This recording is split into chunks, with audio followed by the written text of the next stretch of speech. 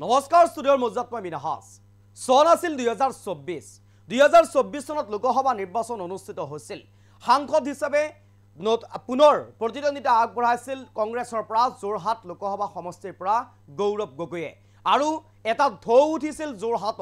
যোৰহাট লোকসভা সমষ্টিত এইবাৰ গৌৰৱ আৰু গৌৰৱৰ গৰ্জন বুলি এটা ঢৌ উঠিছিল আৰু সেই ঢৌতেই উঠিবাহি গৈছিল বিজেপিৰ তপন গগৈয়ে সেই ঢৌত উঠিবাহি গৈছিল বৃহৎ সংখ্যক ভোটত জনপ্ৰিয়তা লৈ জয়ী হ'বলৈ সক্ষম হৈছিল যোৰহাট লোকসভা সমষ্টিৰ পৰা কংগ্ৰেছৰ সাংসদ হিচাপে গৌৰৱ গগৈয়ে আৰু সেই গৌৰৱ গগৈয়ে যেন এতিয়া এটা বছৰ নৌহতেই জনপ্ৰিয়তা হেৰুৱাবলৈ যেন ধৰিছে আৰু এআই প্ৰমাণ পঞ্চায়ত নিৰ্বাচনত গৌৰৱ গগৈয়ে নিৰ্বাচনৰ প্ৰচাৰ ঠিকেই চলালে যোৰহাট লোকসভা সমষ্টিত কিন্তু যোৰহাট লোকসভা সমষ্টিত যেন কংগ্ৰেছ শূন্য হ'ল কংগ্ৰেছৰ যেন এগৰাকী আঞ্চলিক তথা জিলা পৰিষদৰ সদস্য যেন জয়ী হ'বলৈ সক্ষম নহ'ল এক প্ৰকাৰ যেন গৌৰৱে চলোৱা প্ৰতিটো সমষ্টিতেই বিফলে গ'ল প্ৰতিটো সমষ্টি অথলে গ'ল প্ৰতিটো পঞ্চায়ত অথলে গ'ল প্ৰতিটো জিলা পৰিষদ অথলে গ'ল গৌৰৱ গগৈ যেন জনপ্ৰিয়তা এক প্ৰকাৰ নোহোৱা হ'ল যাৰ বাবে হাত এৰি এতিয়া পদুমক আঁকোৱালি ল'বলৈ আগবাঢ়ি আহিছে যোৰহাটবাসী ৰাইজে আৰু সেয়াই যেন এক প্ৰকাৰ দেখা পোৱা পৰিলক্ষিত হৈছে পঞ্চায়ত নিৰ্বাচনত 16টা জিলা পৰিষদৰ 15টাতেই বিজেপিৰ জয় এটাত অগপৰ জয় এই মুহূৰ্তত সবিশেষ লৈ চেষ্টা কৰিছোঁ মাত্ৰ এটা বছৰতেই যেন জনপ্ৰিয়তা হেৰুৱালে যোৰহাটত গৌৰৱে ধূলিৰ লগত মিলি গ'ল যোৰহাটত কংগ্ৰেছ ধূলিসাৎ হ'ল যোৰহাটত কংগ্ৰেছ পঞ্চায়ত নিৰ্বাচনত শোচনীয় পৰাজয় আৰু তাৰ পিছতেই ধূলিসাৎ হৈছে কংগ্ৰেছ যোৰহাটত হাত এৰি পদুমক আঁকোৱালি ল'লে ৰাইজে পঞ্চায়তত অথলে গ'ল গৌৰৱ গগৈৰ প্ৰচাৰ যেন অথলে গ'ল 16খন জিলা পৰিষদৰ আটাইকেইখনত জয় বিজেপিৰ 16খন জিলা পৰিষদৰ আটাইকেইখনত জয় সাব্যস্ত কৰিবলৈ সক্ষম হৈছে বিজেপিয়ে 16খনৰ ভিতৰত 15খনত বিজেপিৰ জয় আনহাতে এখনত অগপৰ প্ৰাৰ্থীৰ বৃহৎ জয় এক প্ৰকাৰ যেন ক'ব লাগিব 2024 লোকসভা নিৰ্বাচনত গৌৰৱ গগৈৰ যি জনপ্ৰিয়তা আছিল যি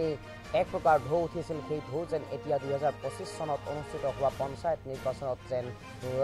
ম্লান পৰি গ'ল নোহোৱা হ'ল গৌৰৱ গগৈৰ জনপ্ৰিয়তা আৰু যাৰ বাবে গৌৰৱ গগৈয়ে যিমানকেইখন নিৰ্বাচনী প্ৰচাৰ সভা চলাইছিল পঞ্চায়ত নিৰ্বাচনৰ প্ৰাক মুহূৰ্তত তাৰ পিছতে কিন্তু এক প্ৰকাৰ সেই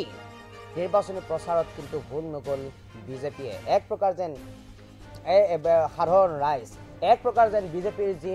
আঁচনিমুখী ৰাজনীতি বা বিজেপিৰ যি এক প্ৰকাৰ আঁচনিৰ প্ৰতি লোভ বিজেপিৰ যি এক প্ৰকাৰ আঁচনিৰ নাম লৈ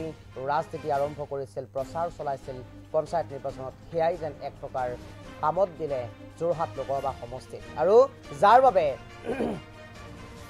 সাংসদ গৌৰৱ গগৈৰ সেই ভাষণৰ প্ৰতি আকৃষ্ট নহ'ল যোৰহাটবাসী আৰু এনেদৰে পঞ্চায়ত নিৰ্বাচনত এইবাৰ যোৰহাটৰ পৰা কংগ্ৰেছক উৎখাত কৰিবলৈ আগবাঢ়ি আহিল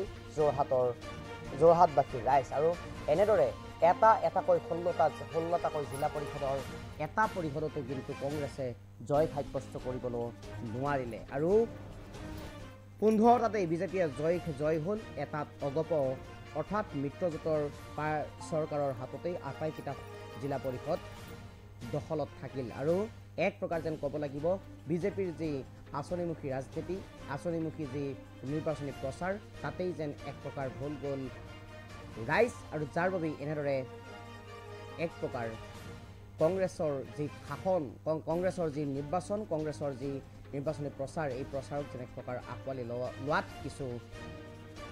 তেজ হুৰুকি থাকিল ৰাইজ আৰু যাৰ বাবে এনেদৰে এক প্ৰকাৰ কংগ্ৰেছৰ গৌৰৱ গগৈৰ যি নিৰ্বাচনী প্ৰচাৰ এই নিৰ্বাচনী প্ৰচাৰৰ পিছতো কিন্তু বিজেপি আৰু অগপই তাত দখল কৰিবলৈ সক্ষম হ'ল আনহাতে আন এক প্ৰশ্ন উত্থাপন হৈছে যোৰহাট লোকসভা সমষ্টিত গৌৰৱ গগৈয়ে বৃহৎ সংখ্যক ভোটত বিজেপিৰ প্ৰাৰ্থীক তপন গগৈ শক্তিশালী প্ৰাৰ্থী আছিল তপন গগৈক হৰুৱাই ওলাই অহাৰ বাবে অহংকাৰ ভাৱ গঢ় লৈ উঠিল নেকি আৰু এই অহংকাৰ ভাৱে যেন এক প্ৰকাৰ গৌৰৱ গগৈক মাটিৰ লগত ধূলিৰ লগত মিহলাই দিলে নেকি তাক লৈ এতিয়া প্ৰশ্ন উত্থাপন হৈছে আৰু এনেদৰে এতিয়া সাংসদ গৌৰৱ গগৈয়ে নিৰ্বাচনী প্ৰচাৰ চলোৱাৰ পিছতো কিন্তু যোৰহাট সমষ্টিত ভিন্ন হ'ল কংগ্ৰেছ।